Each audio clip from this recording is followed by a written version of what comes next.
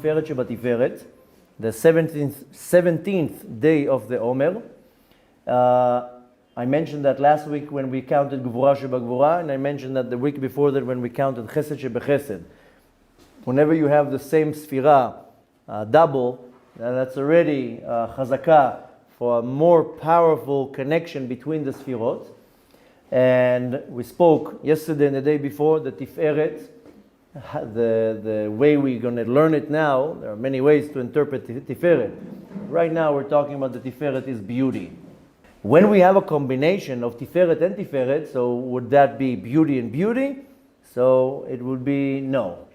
Rather, the teachings of Kabbalah explains that the midah of Tiferet is not necessarily beauty, rather the Tiferet is emet, is midat haemet. And where do we see that? Because we know that Yaakov Avinu was rooted in Sfirat Tiferet. And what does the prophet Micha say about Yaakov? Titen emet leYaakov. That the midah of emet was given to Yaakov. This can be found in the book of Micha, chapter 7. And this is a very pretty famous verse that we read, chapter 7, verse 20. In the book of Micha, where it says, Titen emet leYaakov, meaning you give the midah of emet to Yaakov. But we know that Yaakov is Tiferet. So, the teachings of Kabbalah will explain to you that Tiferet is not necessarily beauty, rather, it's midat haemet. So when we have Tiferet Sheba Tiferet, then we see a nice combination. Either it can be truth that is beauty, or the beauty that is truth. So either way you're looking at it, it can be as follows. Tiferet Sheba Tiferet can be, I'll say it in Hebrew and then we'll translate. Yofi hi haemet.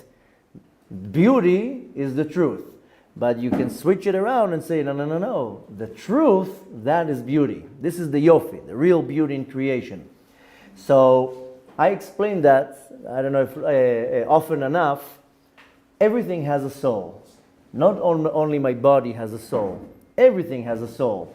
The teachings of Kabbalah explains that everything in creation will have not only a neshama, will have a nefesh and a ruach. So according to the Ari HaKadosh, he explains in many different places that even inanimates, they have a soul.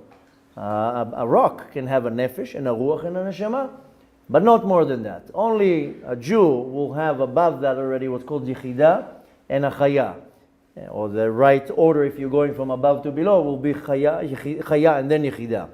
But nevertheless, animals will have a nefesh and a ruach. Inanimates will have a nefesh and a ruach. Everything has a neshama. And even something spiritual also has a neshama.